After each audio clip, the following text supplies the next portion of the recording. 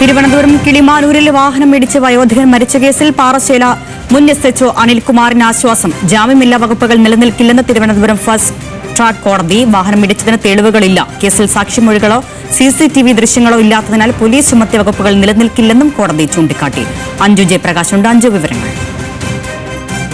അരുണ്യ, കഴിഞ്ഞ ഒരാഴ്ചയ്ക്കുള്ളിലാണ് ഈ അപകടം നടക്കുന്നത്. അപകടം നടക്കുന്നതിന് തൊട്ട് മുമ്പ് ഈ അനിൽകുമാറിന്റെ വാഹനത്തിലേക്ക് വാഹനം ഇടിക്കുന്ന ദൃശ്യങ്ങൾ പോലീസിൽ ലഭിച്ചിട്ടുണ്ടായിരുന്നില്ല. പകരം തിരുവല്ലം ടോൾ പ്ലാസ കഴിഞ്ഞ് അനിൽകുമാറിന്റെ വാഹനം പോകുന്ന ദൃശ്യങ്ങളാണ് ആദ്യം പോലീസ് അന്വേഷണ സംഘത്തിന് ലഭിച്ചത്.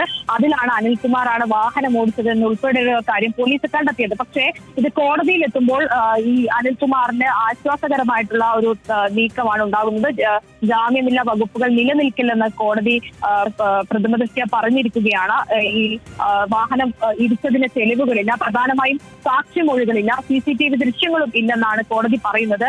അതുകൊണ്ട് തന്നെ പോലീസ് ചുമത്തിയ വകുപ്പുകളൊന്നും നിലനിൽക്കില്ല എന്ന് കൂടി കോടതി ചൂണ്ടിക്കാട്ടുകയാണ്. ഇത് SHO ആയിട്ടുള്ള അനിൽകുമാറിന് ആശ്വാസകരമായിട്ടുള്ള ഒരു കോടതി വിധിയാണ് എന്ന് വേണമെങ്കിൽ പറയാം.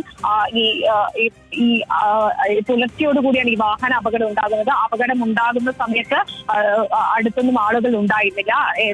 ശേഷം കിളിമാനൂർ പോലീസ് സ്ഥലത്തെത്തിയിട്ടായിരുന്നു ഈ വയോധികനായിട്ടുള്ള പരിക്ക് പറ്റിയ ആളെ ആശുപത്രിയിൽ എത്തിക്കുന്നത്. ആശുപത്രിയിൽ എത്തിക്കുമ്പോഴത്തേക്കും മരണം സംഭവിച്ചിട്ടുണ്ടായിരുന്നു. റോഡിൽ ചോര വാർന്നു കിടന്നായിരുന്നു ആ വയോധികൻ മരിച്ചിട്ടുണ്ടായിരുന്നത്.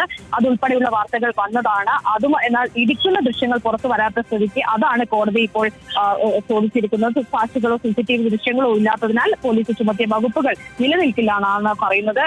ഈ തിരുവനന്തപുരം ഫാസ്റ്റ് ട്രാക്ക് കോടതി 3-ന്റേതാണ് ഈ കണ്ടെത്തലുള്ളത്. അരുണ്യ.